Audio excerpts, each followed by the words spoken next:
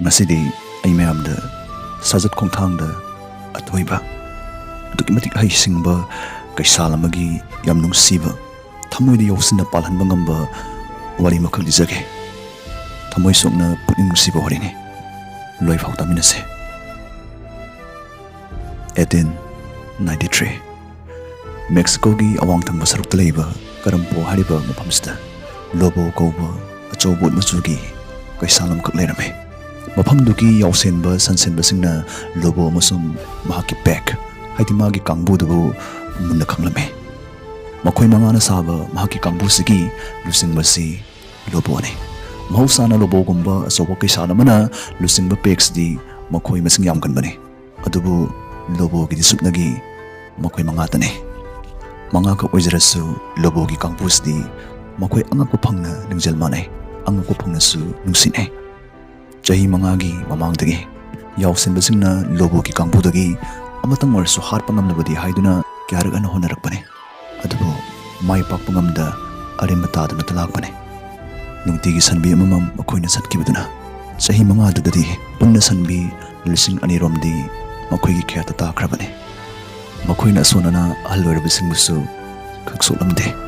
salum amadagi khwaidagi phajaba masa phabasingtabu nongmagi amamam mitrangum satkibane nongma ahinga makhakti lobo gi kangbudu yausat palaki nongma gi chanaba mani salaga pukhraga daududa apangba yawgi haunabi mamang thangba mana chenkiba maikaida mari mari tunginduna chenbadu chenki mastagi hameng khare yauna punna yaw chaniyangki mangki kunja singna numit kyani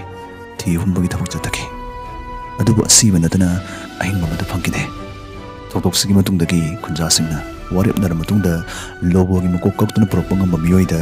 dollar lising amagi mana pigani idana lautoki dollar lising ama haibasi matamdadi achouba sanpham amani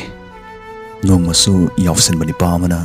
lobo gi kangbuna sanbi ama machet masi setuna saburaki nipaduna nunglangsindana tantoi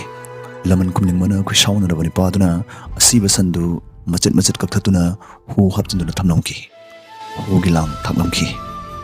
Mathangi numita ni padu asawa na hena mamay managong pungangang hanki lambalay ta marusing leiba lobo gi thusilni hutay ba samaja sindu susok lamda utchay na ba apang masina ba manakta thamjilamba hutay da ba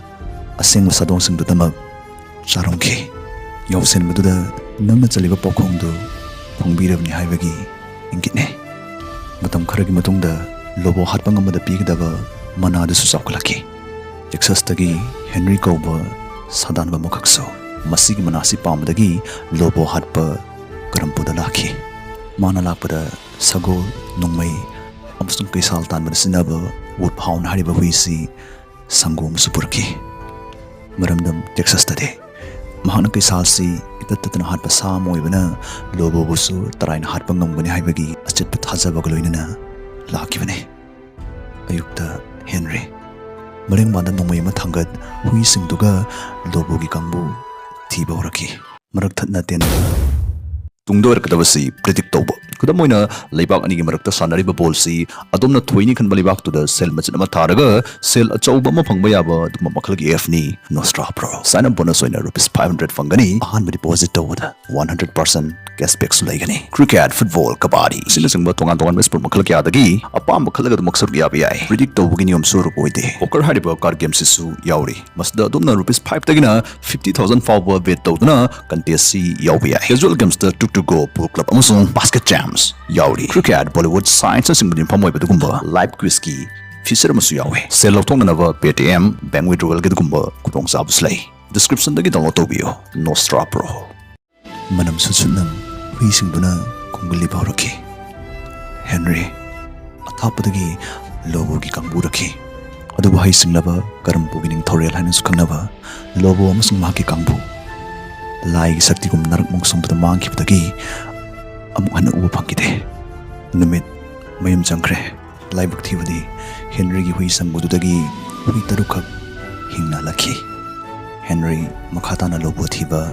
anraktanga chalamki adubu magi sawgolusu sijalapudagidi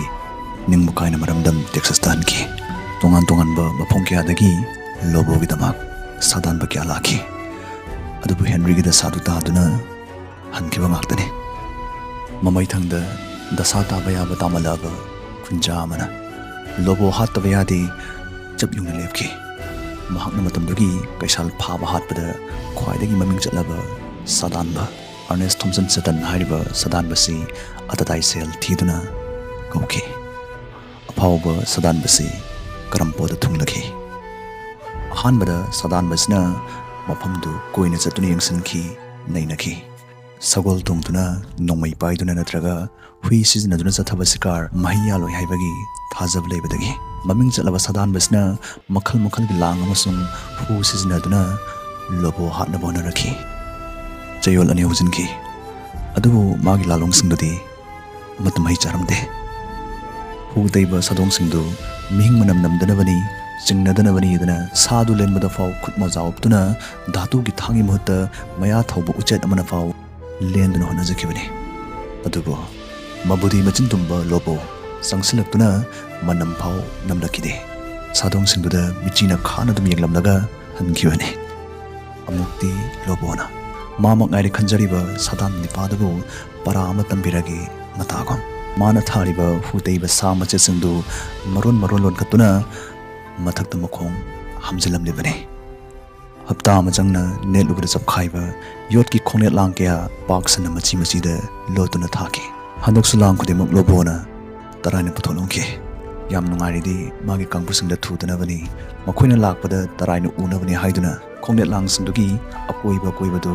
lobona seksina tokthok duna thamlongkibani mausagi kusemdagi saing chaba jiba moijarambana sanbi yaw chajabtane masti makhoigi machanjangni manane adubu lobo hariba kisalsdi sajat khongthang changkhonba lusing purelgi guntani yomba mazati Nungshiba magi kanglukpa soingam thoningdaba atangbu kaisalamani haibasi sadan Thompsonna mayek singna khangbawraki nongmadi unda taba lobogi khongulda atopa khara pikthaba kaisalamana mathakta netuna chatkibagi lonsinarba khongul mami sadan batuna thengnaraki asumna kaisalu singba magi khongul mathakta atopa kaisalamana netuna chatpa haibasi kaisal singi chanabida tawhidaba tubangni kaisal du lusingbagi dandi faw phangba yaribani kunja singduna asumna singduraki madudi lobo ki khongul mathakta tariba khongul du atay atoppa kanagi nate magi chana thoibi blanka ki khongul mamini lobo na blanka bu anduki mati nungsi jabne blanka na tawrim khai lobo na yadab leite makhoi ani di setna khaina ba yadrabani amana magidama pulakibani blanka ngorok ngauba mapalaita fajaba kaisalamomne lobo gi matik mayaina mathamoi suan pa hokramaksu mana maphamdura laklibadu lobo hat pa haiba panamsigi makhadane masni magi izat ki wani haiduna sadan baduna aroi boina lalong amuga yalaki handakti man khongni langdu napi singbina kupsinduna lona thakpagi mahutta ananba aphong mapamamada ipongpongna thalongki khongni lang thaktugi manang nakna hu haptaba taga tekpa fajjaba samapa anisu thamlongki aduga thaina harkiba kaisalamagi akakpa makhongna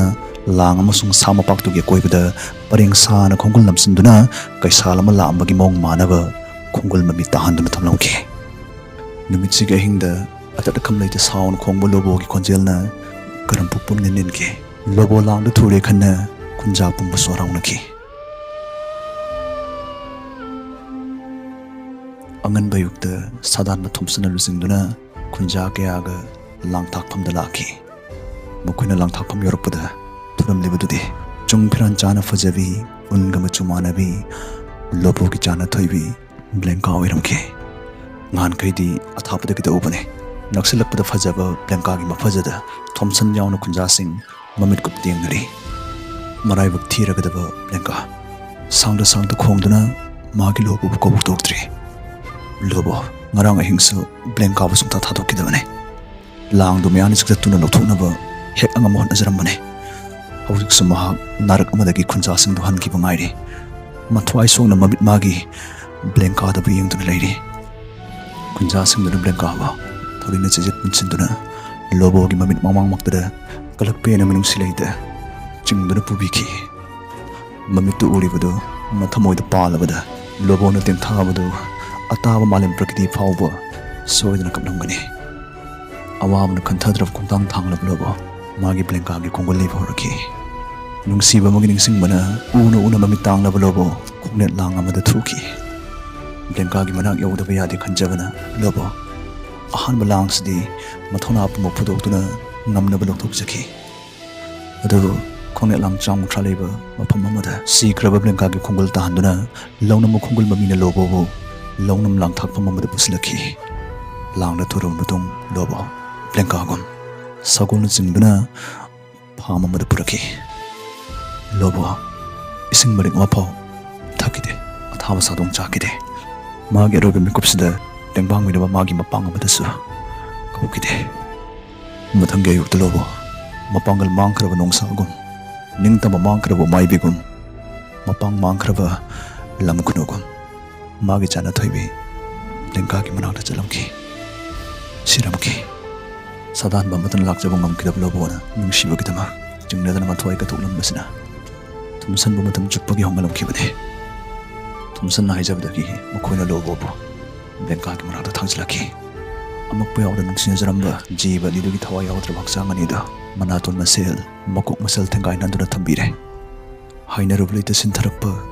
biranglakta thomsan ai soikre ai na kuyani di am soikre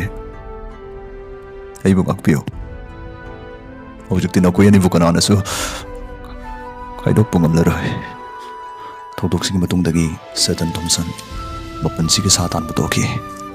lamlaki saw se kandaba yade haiba kholaw galoinana singthane ngai oiba campaign sing hawdok longki mahak ni hinglingai lobo de sei thawa wari am sei rongki adu magi maramna lobo amasung blenka si kip kidama thumsan masagi punsi ge robe ko pha sana masabung akjabani ngamkide